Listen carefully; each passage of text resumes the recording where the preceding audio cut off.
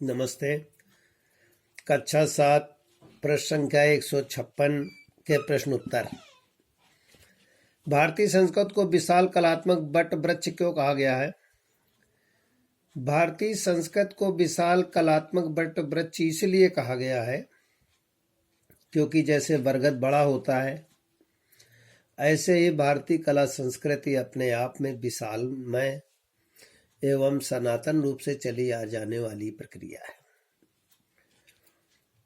अगला प्रश्न है, खा थंगक शैली की गहरी भावनाओं की शैली क्यों कहा गया है? उत्तर इस प्रकार है, थंगक शैली को गहरी भावनाओं की शैली इसलिए कहा जाता है कि जब व्यक्ति चित्रकला देखते हैं तो उनमें मन उनके विचार में कुछ न कुछ आता है। यही एक विशेष रूप से है। पाठ में वर्णित प्रत्येक शैली प्राकृतिक रंगों का प्रयोग होता है। प्राकृतिक रंग लाल, नीला, पीला गौड़ रंग कहलाते हैं। इसी तरह हरा रंग प्रसिद्धि का, हरितमा का प्रतीक है। लाल रंग क्रांति का, ये सब प्रतीक है। वैकल्पिक प्रश्न, थंगक कलाकृतियों का सीधा संबंध किससे है? थंगक कलाकृतियों का सीधा संबंध बौद्ध धर्म से है। 18वीं शताब्दी में तंजावुर प्रांत में किसका शासन था? 18वीं शताब्दी में मुगलों का शासन था। मधुबनी लोक कला का संबंध किस राज्य से है? मधुबनी लोक कला का संबंध बिहार से है। तीसरा है, थंगक चित्रों में किन प्रतीकों का विशेष महत्व दिया जाता है? प्रश्न नंबर 3 विद्यार्थी स्वयं लिखेंगे। तंजावुर भारत के किस प्रांत में स्थित है? किन कलाकृतियों में रत्नों व सोने की बारीक कारीगरी होती है? वर्ली जाति के आदिवासी का संबंध किस कला से है? यह प्रश्न उत्तर विद्यार्थियों के लिखने के लिए है। दिए गए वाक्यों में विशेषण विशेष छांटकर लिखना है। पेज 157। आइए भारतीय कला को जाने। विशेषण भारतीय है, चित्रकला विशेष है। हमें अपने देश की समृद्ध कला और संस्कृति पर गर्व है। समृद्ध विशेषण है, कला विशेष है। इन शैली के चित्र गहरी भावनाओं का रहस्य लेकर उकेरे गहरी विशेषण है, भावना विशेष है। इन चित्रों के दर्शन से सांसारिक कष्ट मिट जाते हैं।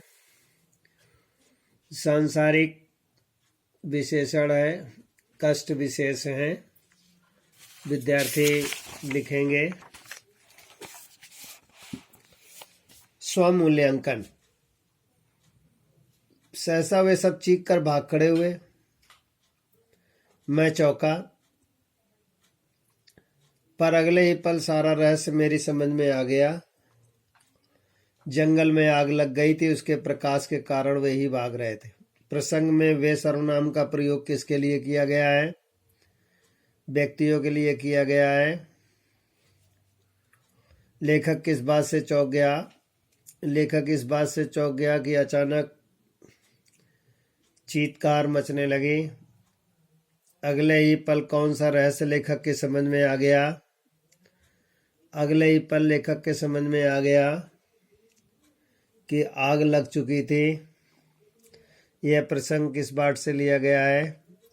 यह प्रसंग का उत्तर विद्यार्थी स्वयं लिखेंगे। दूसरा है प्रश्न संख्या 158 का, मोहिनी मूरत सांवरी सूरत नैना बने विशाल। मीरा जी कहती हैं कृष्ण का चेहरा बड़ा लुभावना है। कृष्ण जी सांवले रंग के हैं, बड़ी बड़ी आंखों वाले हैं। अधर सुधारस मुरली राजत, ओठों में मुरली विराजमान है। मुरली का स्वर बहुत ही मधुर है, मानो ऐसा लगता है कि जैसे अमृत बरस रहा हो। उर्वैजंती माल हृदय में बैजंतियों की माला है।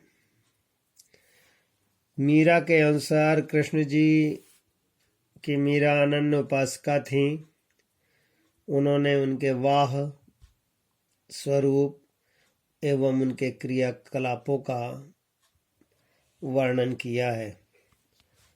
प्रश्न संख्या 158 में पहला और दूसरा प्रश्न विद्यार्थी लिखेंगे।